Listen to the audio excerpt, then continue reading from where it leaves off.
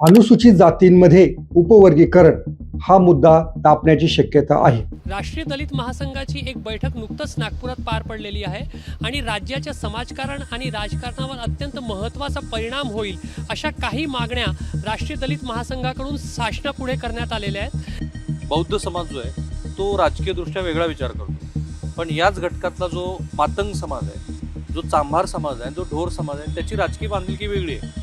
काही जणांची ती शिवसेनेसारख्या राजकीय पक्षाबरोबर पण असते असं म्हणतात.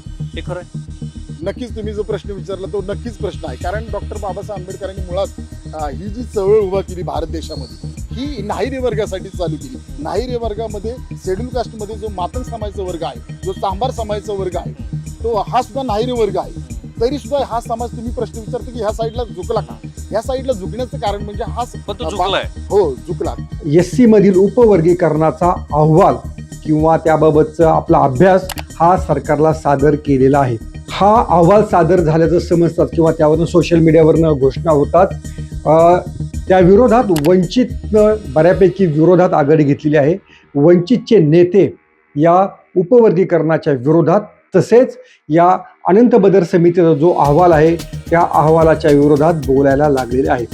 चेनाय जजमेंट जे आहे, त्याच्या अगोदरचं जे जजमेंट आहे, त्या अगोदरच्या जजमेंटने असं म्हटलं आहे की आरक्षण देण्याची तरतूद आहे, कोणाला द्यायची त्याची तरतूद आहे, पण त्याच्या पुढे क्लासिफिकेशन करण्याचं प्रावधान नाही घटनेमध्ये.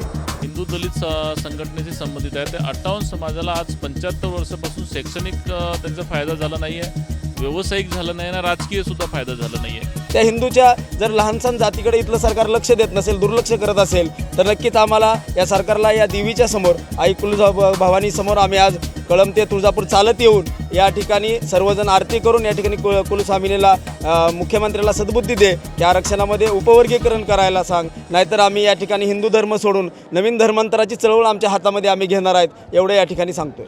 महाराष्ट्रामध्ये अलीकडच्या काळात मातंग समाज वर्सेस आंबेडकरी समाज हा विषय खूप चर्चेत आहे मित्रांनो. पण या विषयाकडं दोन समाजातील संघर्ष म्हणून पाहणं हे चुकीचं ठरू शकतं. ह्या मुद्द्यात अधिक खोलवर गेल्यावर लक्षात येईल की हा मुद्दा म्हणजे केवळ संघर्ष नाही आहे, तर सामाजिक असमानता, राजकीय हस्तक्षेप आणि संसाधनाच्या वाटपाशी संबंधित गुंतागुंतीचा प्रश्न असल्याचं दिसतं. या चर्चेची सुरुवात करताना एक गोष्ट स्पष्ट करणं आवश्यक आहे. दलित समाज हा एक संघ नाही आहे, तर वेगवेगळ्या जाती, त्यांच्या ऐतिहासिक पार्श्वभूमी, त्यांची सामाजिक परिस्थिती यांमुळे त्यांच्या गरजा आणि त्यांच्या अपेक्षा या वेगवेगळ्या आहेत. आंबेडकरी समाज जो प्रामुख्याने महार आणि नवबौद्ध म्हणून ओळखण्यात येतो, त्यांच्यामध्ये शिक्षण, राजकीय संघटन, वैचारिक चळवळ यामुळे हा समाज थोडा प्रगत असल्यासारखं जाणवतं. बऱ्याच क्षेत्रांमध्ये हा समाज प्रगत आहे, परंतु या उलट मातंग समाज हा काही क्षेत्रांमध्ये, बऱ्याच क्षेत्रांमध्ये मागे असल्याचं दिसतं. मित्रांनो, या तफावतीमुळे, याच असमानतेमुळे संघर्षाचं मूळ कारण आपल्याला स्पष्ट व्हायला लागतं. अलीकडच्या काळात या वादाला अतिशय तीव्र बनवणारा मुद्दा म्हणजे आरक्षणाचे वर्गीकरण. मातंग समाजाची प्रमुख मागणी अशी आहे की अनुसूचित जातीमधील काही जातींना पूर्ण लाभ मिळत नाही, त्यामुळे त्यांना ह्या आरक्षणाच्या वाटपामध्ये स्वतंत्र उपकोटा असावा, असा त्यांचा मुद्दा आहे. आणि हाच मुद्दा म्हणजे न्याय आहे असं त्यांचं मत आहे, कारण ते अजूनही काही क्षेत्रामध्ये वंचित आहेत. या उलट आंबेडकरी समाजातील अनेक संघटनांना असे वाटते की अशा प्रकारचे वर्गीकरण हे दलित एकतेला तडा देईल आणि समाजामध्ये फूट पाडण्याचं काम करेल. आता या संपूर्ण वादामध्ये राजकीय हस्तक्षेप नाकारता येत नाही. अनेक राजकीय संघटना दलित समाजातील विविध उपजातींना लक्ष्य करून आपले मतदार बळकट करून घेतात. मित्रांनो, डिवाइड अँड मोबिलाइज ही रणनीती इथे स्पष्टपणे दिसून येते. अनेक समाज स्वतःला दुर्लक्षित समजायला लागल्यानंतर त्यांच्यामध्ये एक राजकीय आवाज निर्माण करण्याची गरज, त्यांचा प्रयत्न निर्माण होतो आणि याच प्रयत्नातून एका दुसऱ्या समाजाला विरोधात जाण्याचा विचार त्या ठिकाणी समोर येतो. जेव्हा एखादा समाज आपल्याला दुर्लक्षित मानतो तेव्हा स्वतःचा राजकीय आवाज निर्माण करायचा प्रयत्न तो समाज करत असतो आणि हाच प्रयत्न इतर समाजाशी संघर्षाच्या रूपात कधीकधी समोर येतो. सामाजिक आणि शैक्षणिक असमानता हाही या वादाचा एक प्रमुख मुद्दा आहे मित्रांनो.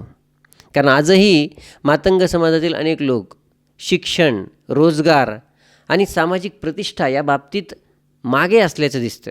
त्यामुळे त्यांच्यामध्ये एक विशिष्ट प्रकारचा असंतोष निर्माण झाला आहे आणि हा असंतोष जेव्हा योग्य मार्गाने बाहेर येत नाही तेव्हा तो इतर समाजाविषयी नाराजीच्या स्वरूपात बाहेर येतो.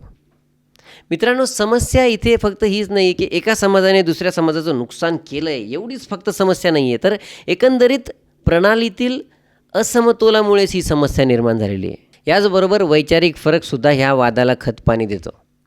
मित्रांनो, आंबेडकरी समाज प्रामुख्याने समता, बुद्धांचे विचार, संविधानवादी दृष्टिकोन या तत्वांवर भर देतात. याविरुद्ध मातंग समाजातील काही घटक पारंपरिक विचार, सामाजिक सांस्कृतिक परंपरागत दृष्टिकोन त्यांच्यामध्ये आहे.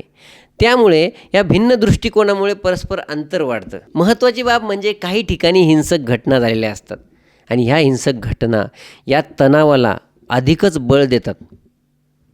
या घटनांमुळे समाजात एकमेकांमध्ये अविश्वास निर्माण होतो आणि संवादाची शक्यताच संपून जाते. त्यामुळं भावनिक होऊन किंवा आक्रमक होऊन विचार करण्यापेक्षा शांतपणे विवेकाने बसून विचार करून ह्या प्रश्नाला सोडवणं खूप गरजेचं आहे.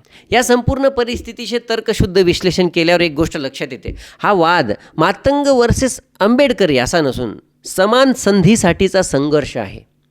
एकीकडे मातंग समाज अधिक न्याय्य वाटपाची मागणी करतो आणि दुसरीकडे आंबेडकरी समाज आपले अधिकार आणि एकता टिकवून ठेवण्यासाठी प्रयत्न करतो.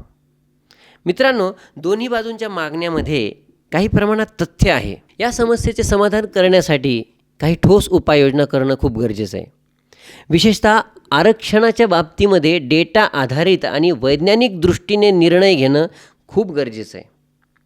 दुसरी गोष्ट म्हणजे शिक्षण आणि रोजगार, विशेषतः मागासलेल्या वर्गापर्यंत पोचण्यासाठी लक्ष केंद्रित धोरणे अवलंबावी लागतील. तिसरे आणि सगळ्यात महत्त्वाचे म्हणजे दलित समाजाला पुन्हा एकदा एकत्र करणे, त्यांच्यामध्ये एकजुटीची भावना निर्माण करणं खूप गरजेचं आहे. आणि ह्या गोष्टीकडे, या मुद्द्याकडे दोन समाजातील वाद म्हणून पाहणे हे योग्य नाही. कोणाला किती प्रमाणात संधी मिळतात आणि त्या संधीचे न्याय्य वाटप कशा प्रकारे केले जाऊ शकते, या गोष्टींकडे योग्य दृष्टिकोनातून जर पाहिले तर हा दोन समाजातील संघर्ष नसून समाज परिवर्तनाचा एक मार्ग ठरू शकतो. मित्रांनो, हा विचार तुम्हाला कसा वाटला तुम्ही कमेंटमध्ये नक्की कळवा आणि संवाद या यूट्यूब चॅनलला सबस्क्राईब करा. धन्यवाद.